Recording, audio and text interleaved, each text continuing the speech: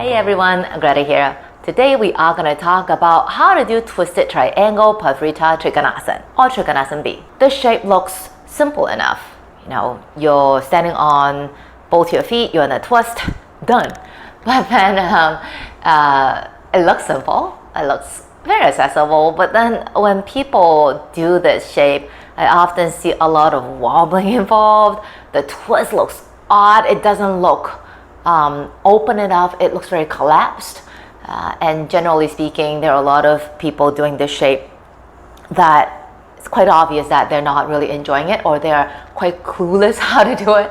So I thought, let's check it out. This shape, even though it looks very simple, balancing on two legs in a twist, there's actually a lot of elements involved.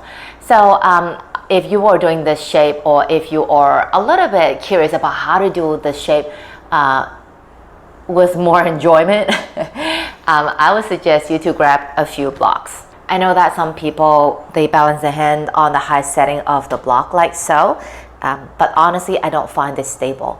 I much prefer to have two blocks, or maybe like this. If you don't have one block, maybe grab that block and a few blocks underneath it, just for better support. Okay, so let's check it out how it's done.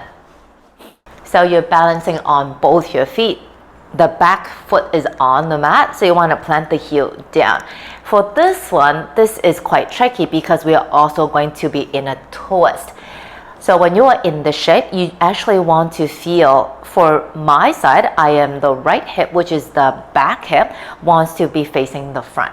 Because when you're opening the hip out to the side and when you're twisting, you feel stuck. Okay, so checking that when you're in this shape, your hips are facing the front. Experiment where the toes should point. Some people would feel better with the toes pointing out to the sides, while others might feel better with the toes facing a bit more forward. And perhaps you might want to have the feet slightly wider apart. So it's not like heel to heel or heel to arch of the foot, but more like shoulder width apart, which is perfectly fine.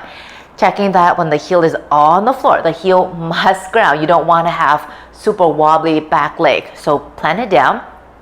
And you want to feel the knee also supporting it. Okay? And then you want to face the front. And what I do next is I generally kind of move the pelvis just to make sure that the back hip is facing the front hip facing the back. Okay, that feels a bit more stable for me. And then I would just lean forward. When I lean forward, I check. Is the hip still moving towards the front? Is the back hip still moving towards the front? Okay, and then the right hand, I could either place it on the leg or maybe on blocks, and the blocks could be on the outside or inside.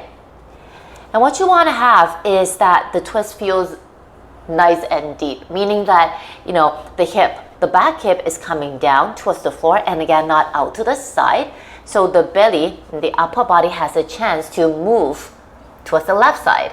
Okay. The hand, which is on the block or maybe on your leg, I generally would push it away so I don't feel collapsed. Okay. And the other hand, my left hand, I like to place it on the hip. And then open the chest, open the belly out to the left side. And then when I do this twist, I want to make sure that the front big toe is grounding down. So when I twist, the front leg doesn't peel out to the side as well, just to give me more support and stability. Back heel grounds, and I just stay. Maybe I look at the floor. Sometimes that's what I do when my neck feels a little bit tight. Maybe I look to the side, maybe I look at the sky. And then left arm might reach towards the sky, but then that's more like a byproduct of it. Okay. And all this time when I'm here, front big toe grounds down, back heel presses down to the floor, bottom arm push, and I twist. Okay. And just stay and breathe. Of course, depending on the hamstring mobility and the spine, the lower back flexibility, you can go deeper if you want to. Deeper meaning that the hand will be going on the outside of the foot, okay, and not the inside anymore. But then when you are doing this, you still want to feel the lower body is stable. You don't feel you're collapsing, crushing down, and the legs are splaying out to the sides. Okay, especially when you're in a twist, it's very important to stay balanced. You don't feel you are gonna lean or fall to any one side.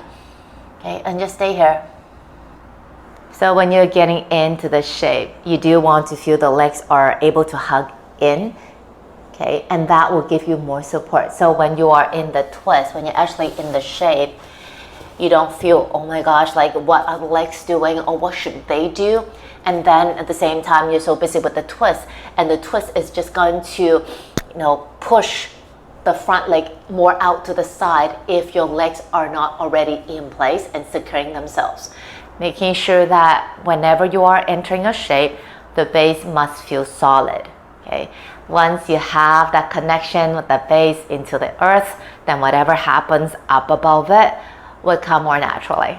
And for me, I never go for the physical depth of the shape. I always feel, hey, if I'm in a twisted triangle, is the twist helping me? Am I breathing? Do I feel the space to open up? That's far more important than where my hand is.